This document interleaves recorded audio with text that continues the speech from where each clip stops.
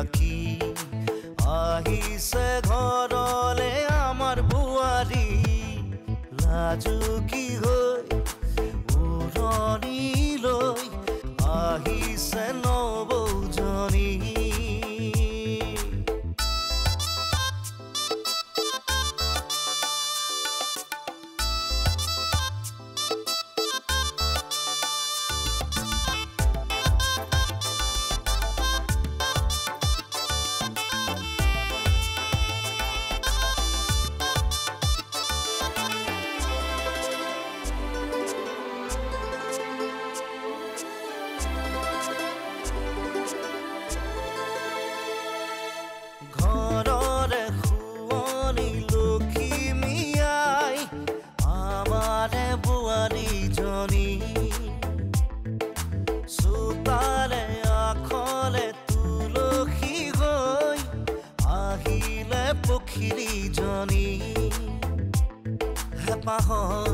আমাৰ ঘৰখনি পোহৰাই তুলিলাহি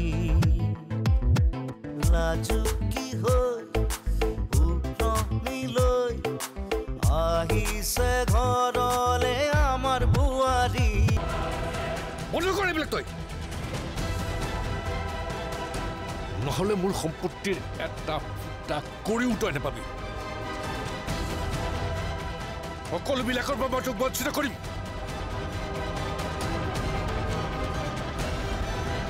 নে শ্ৰী আৰু নিৰ্বাণৰ বিয়াৰ প্ৰকৃত সত্যটো দাদাই গম পালে সেই কথাটো নিৰ্বাণে কেৱল আমাকহে কৈছে আৰু শ্ৰীয়ে যে কাকো নকয় সেয়া ভালদৰে জানো এবাৰ মই নিজে চহৰলৈ যাম কি সঁচাকৈ যাবি নেকি সঁচাকৈ যাম চহৰলৈ গৈ নিৰ্বাণৰ সকলোবোৰ বেয়া কাম মই জুকিয়ে একগোট কৰি আনি পেলাই তহঁতৰ মা দেউতাৰ আগত ক'ম তাৰপিছত কি মাৰ দেউতাহঁতক উচতাই শ্ৰীক উভতাই অনাৰ দায়িত্বটো তোৰ কেনেকুৱা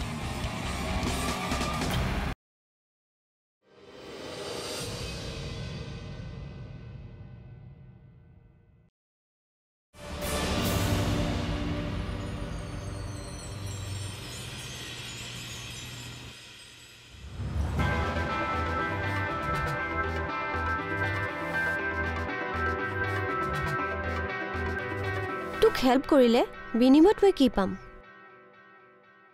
বিনিময়ত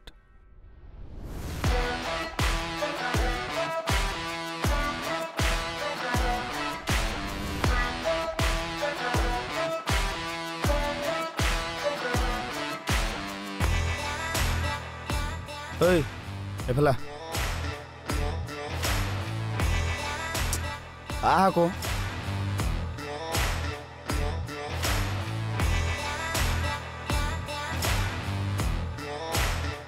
এইটো ল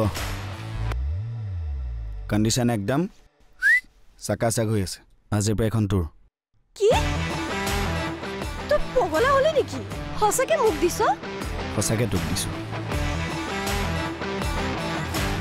আৰে মোৰ ঘৰত বহুত কেইখন বাইক পৰি আছো এখন চলাই আনখন চলাবলৈ সময় নহয় আৰু এখন স্কুটিহে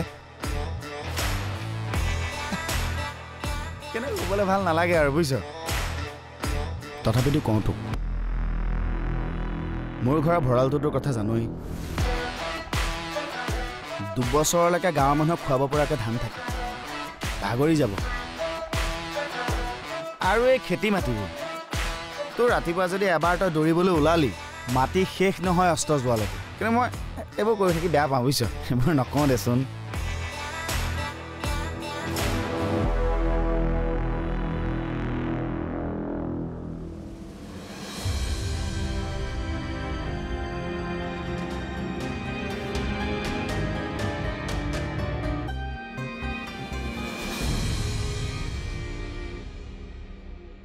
এটো কিহৰ চাবি স্কুটিৰ কাৰ মোৰ কি অনুপম দাই দিছে কি সি দিছে সি আকৌ তোক কিয় দিছে মা তাৰ আছে কেইবাখনো এখনহে দিছে কিন্তু এনেকৈ তই লোকৰ বস্তু অনাটো ভাল কথা হৈছে জানো মা কিনো সুধি আছা এইবোৰ তাৰ আছে কাৰণেহে দিছে আৰু মই খুজি আনা নাইতো সি নিজেহে দিছে নহয় তই এই স্কুটিখন তাৰ তোমালোকে দিব নোৱাৰা নহয়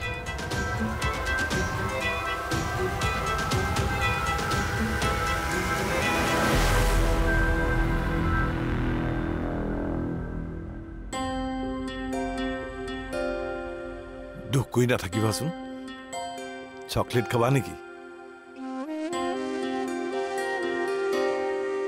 শ্ৰী কিবা সৰু ছোৱালী নেকি চকলেট দিলে কণা বন্ধ হৈ যাব কিয় তুমি কাটিলেও দেখোন মই তোমাক চকলেট দিওঁ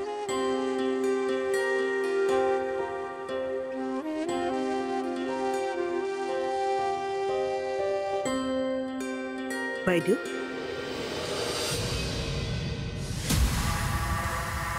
পেহীয়ে মাতিছে তোমাক দুইটাকে কিয় নিৰ্বাণৰ বিষয়ে কথা পাতিবলৈ নিৰ্বাণে কি ভুল কৰিলে বাইদেউ শ্ৰী তুমি ৰুমলৈ যোৱাচোন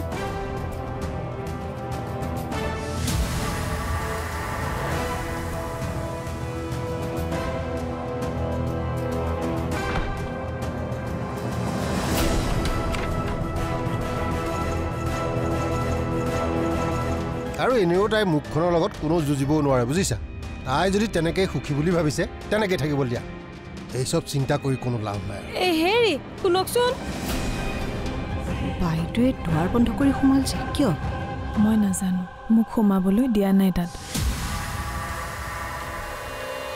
আহিছে ঘৰলে আমাৰ বুৱাৰী আহিছে ঘৰলে আমাৰ বুৱাৰী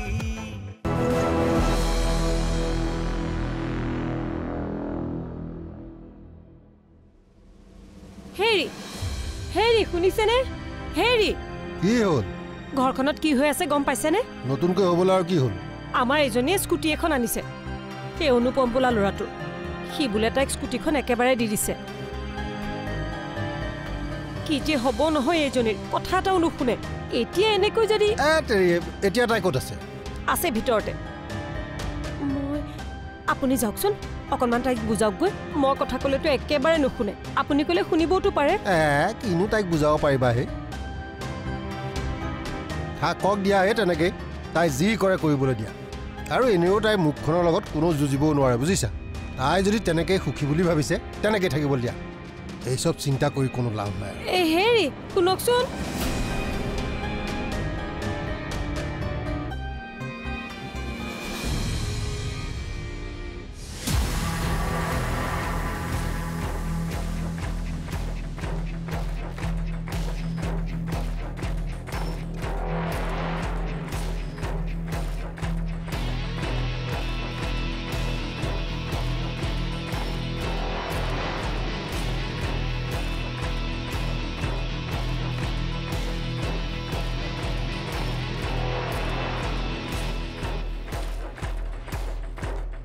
শ্ৰী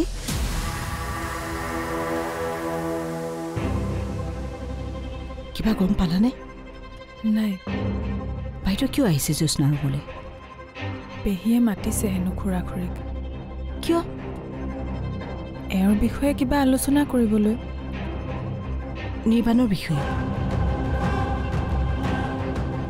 বাইদেৱে দুৱাৰ বন্ধ কৰি সোমালছে কিয় মই নাজানো মোক সোমাবলৈ দিয়া নাই তাত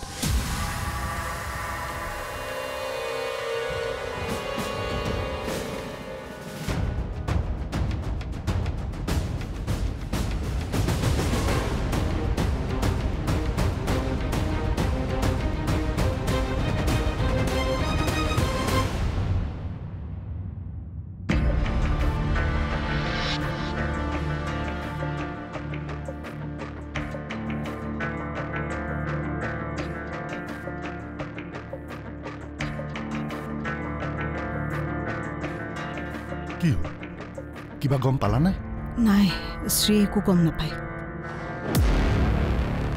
ভবাই নাছিলে দাদাই নিজৰ ল'ৰাটোক এনেকৈ ৰাজহুৱাভাৱে অপমান কৰিব বুলি এইবোৰ বাদ দিয়ক এতিয়া আটাইবোৰে মিলি মিটিং পাতিছে মিটিং আমাৰ দুইটাৰ বাহিৰে বাকী সকলো আছে তাত কিহৰ মিটিং? নিৰ্বাণৰ এইবোৰ কথাকে চাগে সিহঁতে আলোচনা কৰিছে। ব'লা আমিও যাওঁ। আমাক মতা নাই নহয়। আহা, মাতিব কিয় লাগে? বাকীবোৰক দেখোন মোৰ সন্মুখতে বাইদেউ মাতি থৈ গৈছে। সিহঁতে সদায় এনেকুৱাই কৰে, গোপন কথাবোৰ আমাক জানিবলৈকে নিদিয়ে। এতিয়া এই অন্যায়ৰ প্ৰতিবাদ আমিতো কৰিব নোৱাৰোঁ, কাৰণ প্ৰতিবাদ কৰিবলৈ গ'লে আমি বেয়া হৈ যাম।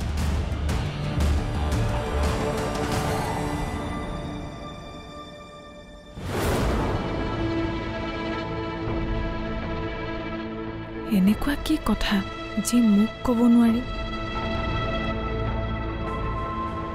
এওঁ এনেকুৱা কি কাম কৰিছে যিটো সকলোৱে জানিও মোৰ পৰা লুকুৱাব বিচাৰিছে?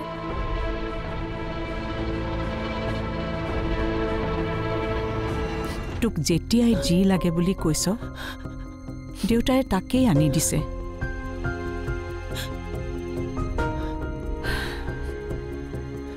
তাৰ পিছতো তই এই মৰমৰ মূল্য ৰাখিব নোৱাৰিবি? এনেকুৱা কথা ক'ব নাপায় নহয়, কেতিয়াও মনলৈও নানিবি এনেকুৱা কথা। নহয় মা, সি আচলতে বেয়াই হয়।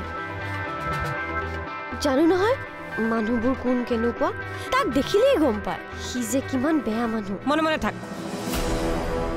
আহিছে ঘৰলে আমাৰ বোৱাৰী, আহিছে ঘৰলে আমাৰ বোৱাৰী।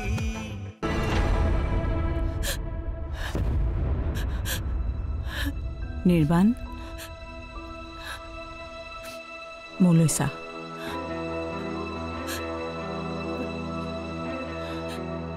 এই বিষয়ে তই কি কবি? নিৰ্বাণ, আমি আটাই তোক বৰ মৰম কৰোঁ। সৰুৰে পৰাই তোৰ কোনো বস্তুৰে অভাৱ হ'বলৈ দিয়া নাই। তোক যেতিয়াই যি লাগে বুলি কৈছ, দেউতাই তাকেই আনি দিছে।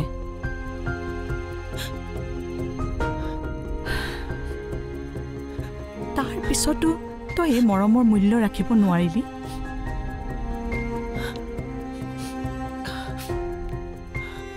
চা, মাৰে কিমান দুখ পাইছে তোৰ এই কথাত। এতিয়াও সময় আছে, পাহৰি যা সিজনী ছোৱালী। পাহৰি যা মানে? পাহৰিব লাগিবই। সি এতিয়া শ্ৰীৰ স্বামী। কাৰোবাৰ স্বামী হৈ অন্য নাৰীৰ সৈতে সম্পৰ্ক থকাটো মহাপাপ। আমাৰ বংশৰ মান সন্মানৰ কথা আছে নিৰ্বাণ। সেইবাবে আমি তোৰ ক্ষেত্ৰত ইমান কঠোৰ হৈছোঁ। আৰু দেউতাৰে তোক কৈয়ে দিছে, তই যদি এই সম্পৰ্ক ত্যাগ নকৰ, তেনেহ'লে পৈতৃক সম্পত্তিৰ একো ভাগেই নাপাওঁ।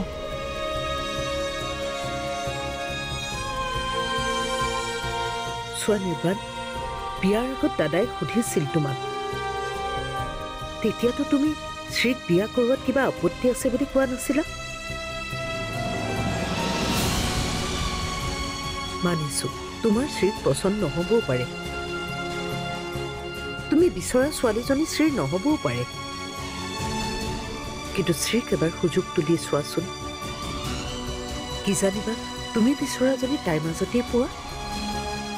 বিয়া পাতিছ যেতিয়া তোৰ হাতত কোনো অপশ্যন নাই যে নাটাশাক তোৰ জীৱনলৈ উভতাই আনিবি। এইবোৰ আমাৰ ইয়াত নচলে। শুন, এজনী ছোৱালীয়ে নিজৰ ঘৰখন ত্যাগ কৰি আহিছে একমাত্ৰ তোৰ ভৰসাত। তই তাইৰ প্ৰতি ইমান অন্যায় কৰিব নোৱাৰ নিৰ্বাণ।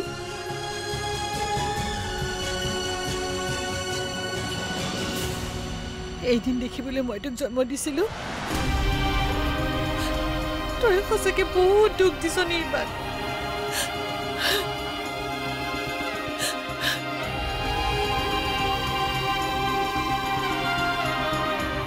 তই ডাঙৰ হৈছ নিৰ্বাণ। নিশ্চয় তই আমাৰ কথাবোৰ বুজি পাইছ। আশা কৰিছোঁ তই সলনি হবি, আৰু যদি সলনি নহ, তাৰ পৰিণাম ভুগিবলৈ সাজু থাক।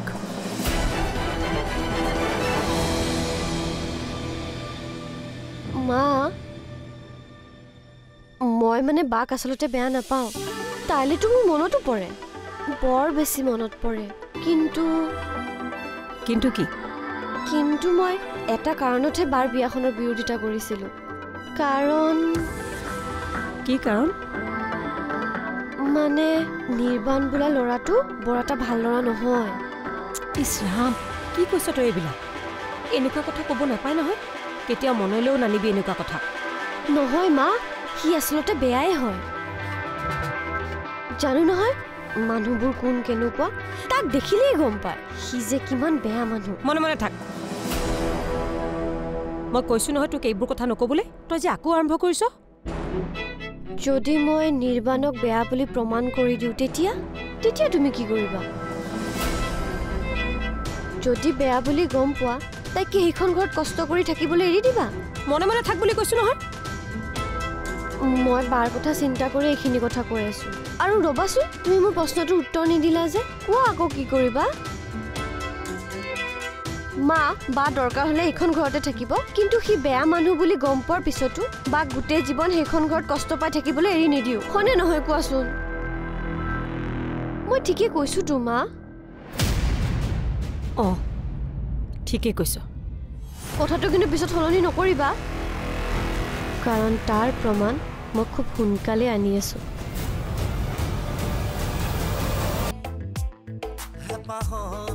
আমাৰ ঘৰ খনি পোহৰাই তুলিলাহি লাজুকি উৰণি লৈ আহিছে নবৌজনী ৰুদালি শেৱালি লৈ আহিছে লখিমীজনী কপালতে বেৰি আঁকি